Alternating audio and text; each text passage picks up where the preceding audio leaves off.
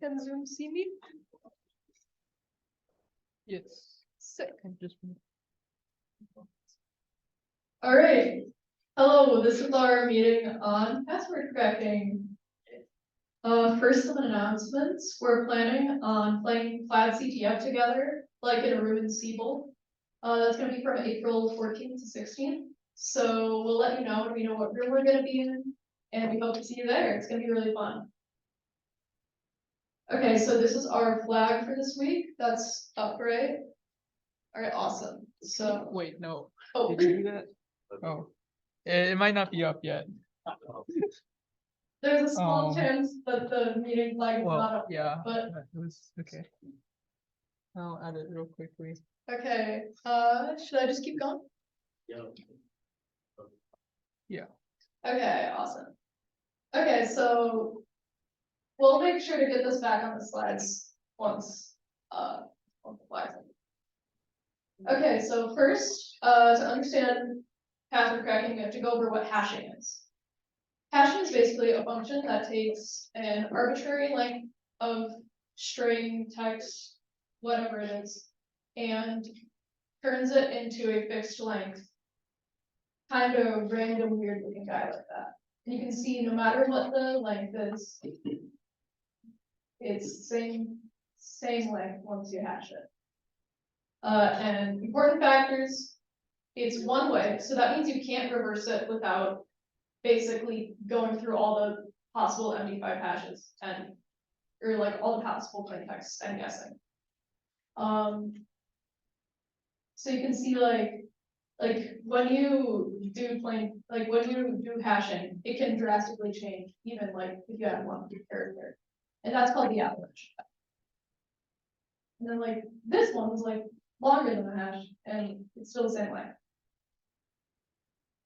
So what does that have to do with passwords? Now, for a company that's needs like authentication, login, it's very important to not just store the passwords in plain text. Because let's say there's a data breach, suddenly all those passwords are out there. So what companies will do is they'll hash the passwords when they store them, because you can't go the other way, but you know that they were hashed presumably by the password. So if you know that the hash is correct for the password you typed in, then you know the password's correct. Now that being said, that makes it a little bit hard to crack passwords because you have to brute force them, which we're getting to right now. So to crack passwords, you need to brute force. There's no really way around it unless you can reverse the hashing function. Assuming they're using like a standard hashing function, you have to brute force. Now there's a couple ways you can do that. Some of them are more effective than others. One way, that's the most straightforward way you can think of, is pure brute forcing. Just guess. Just mass guess until you get it. Yes. That's going to be pretty slow because, like, assuming that the password's not like 4 characters, which there's a reason that there's like 8 character minimums on passwords. At the very least 8 characters, hopefully more. Gonna take a while, assuming that the password is not tiny. But there's some other password cracking strategies you can use that are going to speed up the process. You could use a dictionary, which is basically a list of common or likely passwords that you think the password could be. And that'll speed up the process a lot because you can just go down the list and narrow a lot of things down that aren't feasible passwords. And there's also rule-based dictionary attacks, which are a little more complex.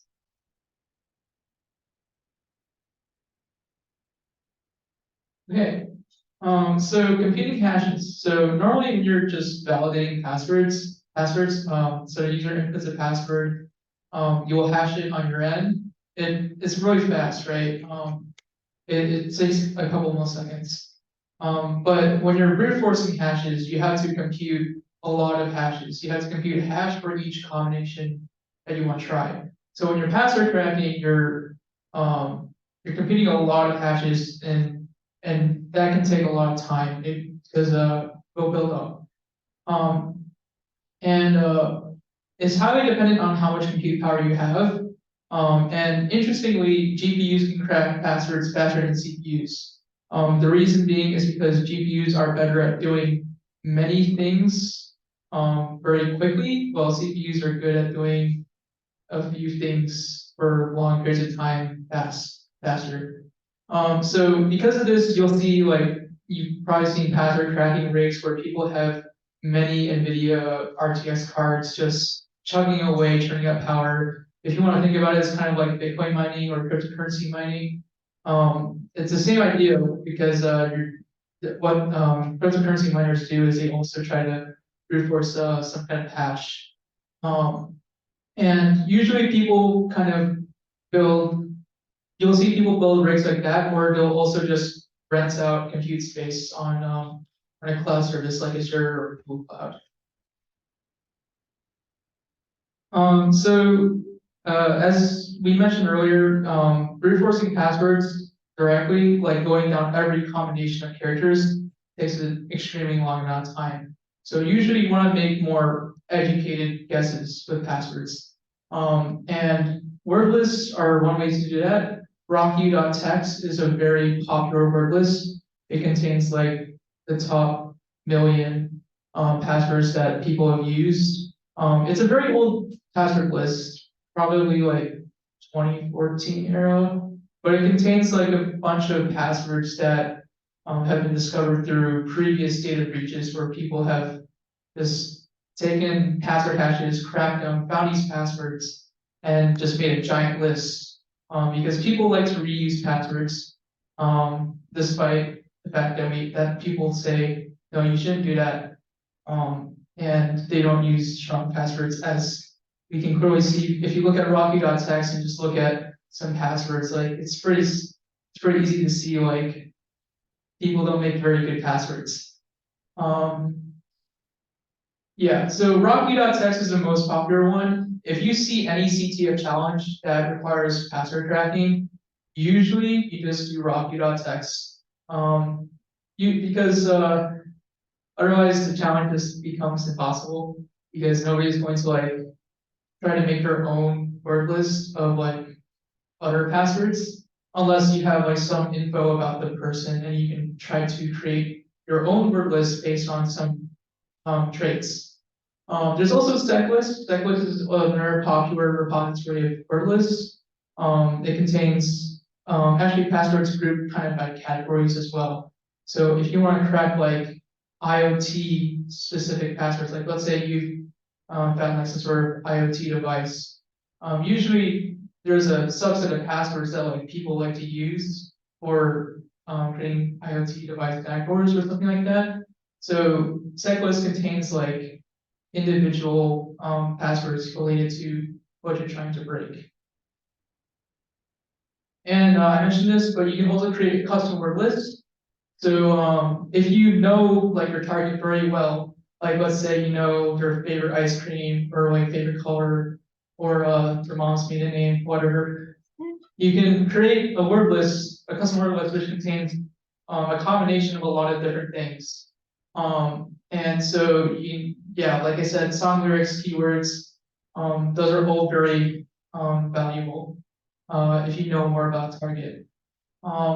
And some tools you can use for this, we'll talk about later, are mentalist and hashcat rules / hybrid attack.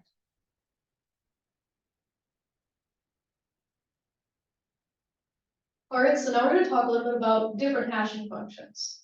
There's a couple different hashing functions that you're probably going to see. MD5 is a pretty old one, so it's like they're probably not being used for like new systems, but if you're working with an older system, definitely going to see those.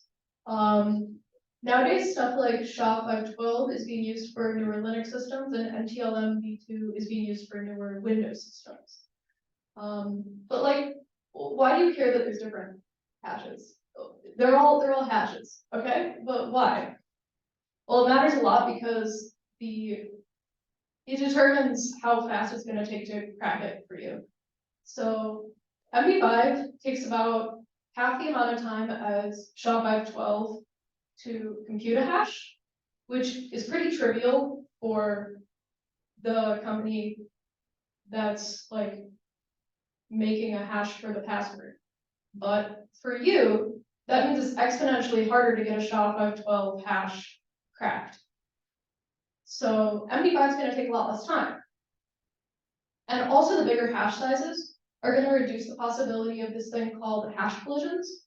And hash collision is basically, because the hashes are fixed length, there's a small chance that two pieces of string will produce the same hash.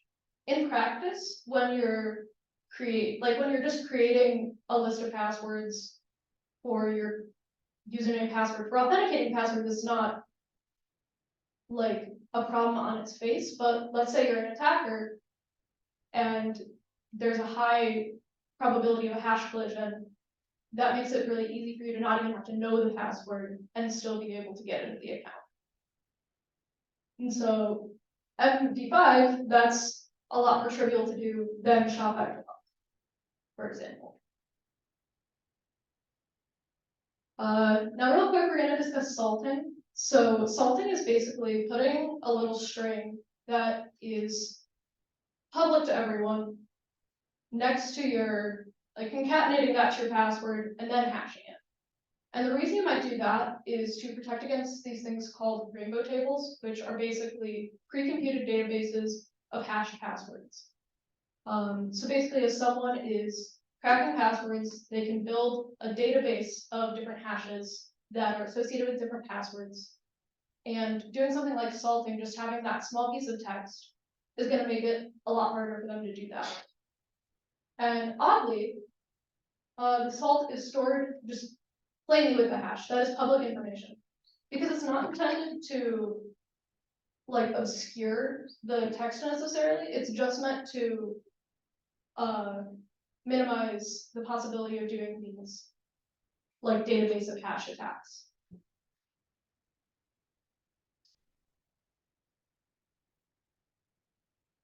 Okay, so now we'll look at an example of how not to design your hash algorithm. So Microsoft used this form of hashing called LM hashing in like the really early days of Windows. So what the hash function does is you give it a password.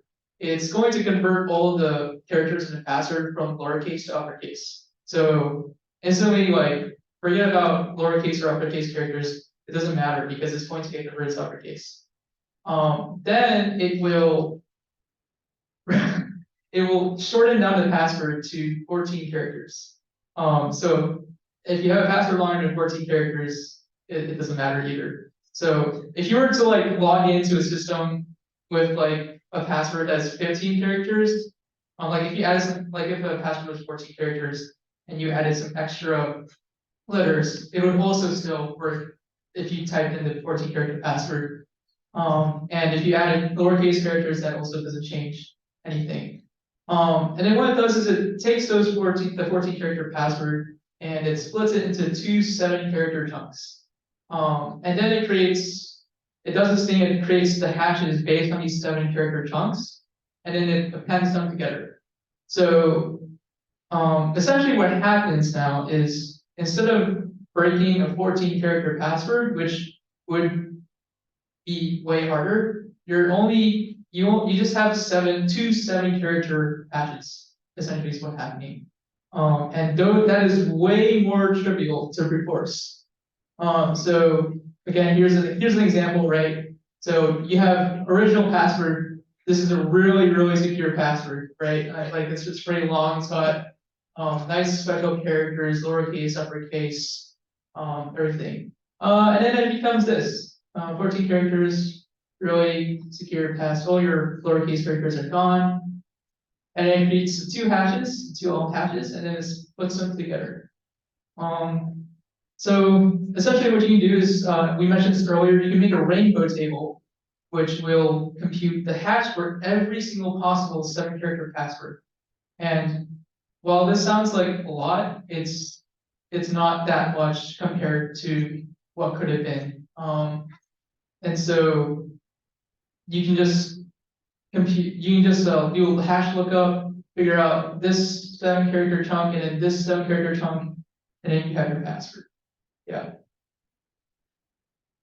you, like, I guess like it limits password attempts to like try to set it or something like that. How would you be doing this? Would you like access the database and then try to hack it from there or something? Right. So in particular, Windows stores their password hashes in what we call the SAM file. So in order to get the actual hash, you would need to first either break into a Windows system somehow and then extract the password hashes from that file.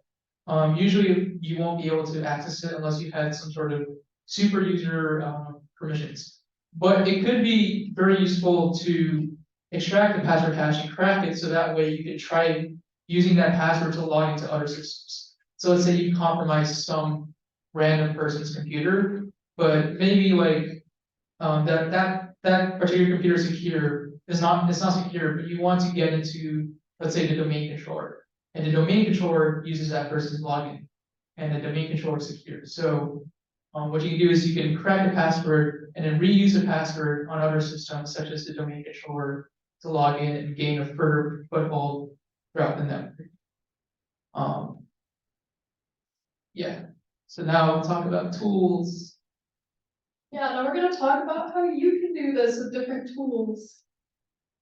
Okay, so our go-to tool for password cracking is Hashcat. It is a GPU-based, so pretty fast, very fast, password recovery tool. Yes, a password recovery tool that automates cracking passwords. And if you're using Hashcat, there's going to be 3 main command line parameters that are important to you. You're going to want to specify the hash that's being used. For example, M0 is MD5. You're going to want to specify the attack method. That could be if you're using a password list versus peer brute forcing, kind of the stuff we talked about earlier. You can't go wrong with help. If you don't really know what's going on, or you need hash types, attack modes, don't want to go straight to the documentation yet, can't go wrong with help. Now, if you want more details on what hash mode to use, this website's a very useful, the documentation is very useful with Hashcat.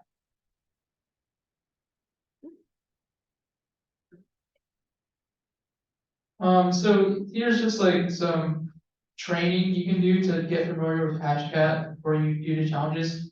But they include some sample hash files and a sample dictionary, which dictionary and word lists are the same meaning. And here this is running so I believe the previous slide was wrong. Right, no, right. So attack mode 0 is the option you'll be using the most frequently, and that is specifying a word list. So you will pass in first a parameter, which is the hash file. So this contains just your hash in plain text. And then the second file parameter is the word list that you want to use. And there's different attack modes which will change how these file parameters work.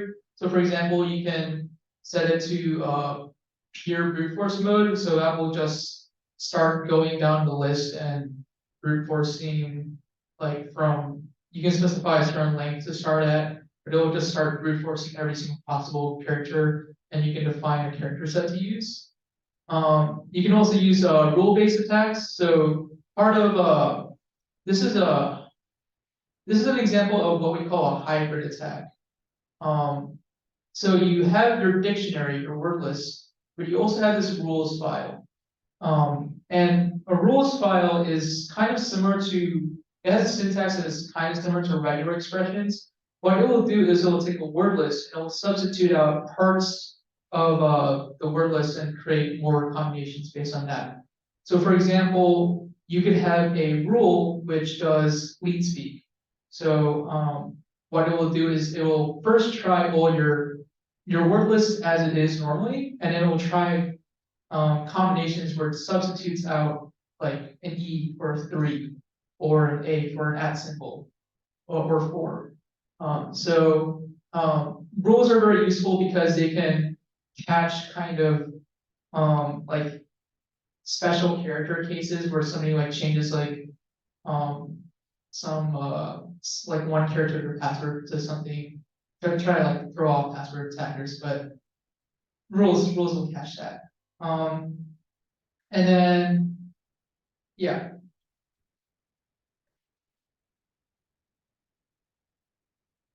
All right, now there's another password cracking tool out there. It's called John the Ripper. It's also pretty popular, very similar to Hashcat, reinforces passwords, has a lot of tools. Personally, we recommend sticking with Hashcat just because Hashcat's faster. It's more GPU based. That being said, there are some tools in John the Ripper that you can download just as Python scripts that are very useful, and you can feed them into Hashcat. The two that we find the most important are Zip2John and PDF2John. Zip2John is going to make a hash based on a zip, like a password encoded zip file. And PDF2John is going to do something similar with PDFs that have passwords. And you can use Hashcat's example hashes to identify the hash mode to use based on those that you're trying to crack.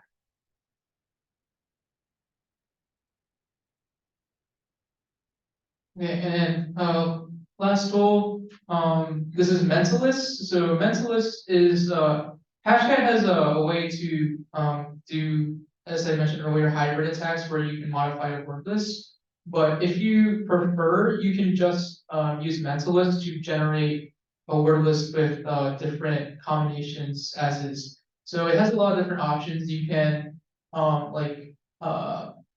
change the case, you can substitute certain characters for other things, and you can also like append like numbers or other characters or strings. Like if you know, let's say you know a password is a combination of two items from a word list. What you can do is you can specify your base word list file, and you can specify a second word list file which will append that from each of those files and create combinations based on that.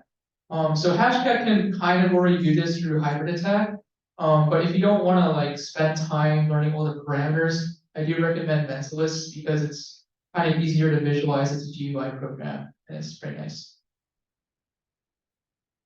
So here's just some resources. The slides are on the Discord.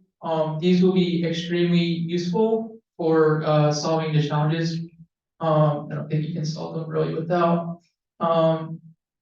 So you can download Hashcat here. It has Windows binaries and Linux binaries, but you can probably download it just from repositories on Linux. Another thing to note, you don't need to have a GPU for Hashcat. What we meant to say is that Hashcat has better GPU support than John the Ripper. So even if your laptop doesn't have a good GPU, it will still use your CPU. And you can actually, if you have a beefier machine, you can specify it to use multiple things. So you can use both your CPU and your GPU to crack passwords. And it will do all that for you. So next meetings, we're still working out what's happening this Sunday because we had to cancel a meeting. Next Thursday will be esoteric programming languages with Pete and Richard. Come check it out, it'll be fun. And then next Friday will be Plaid CTF, as we mentioned. It will be our next big in-person CTF as a team. So it'll be super exciting. Yeah, there's a flag.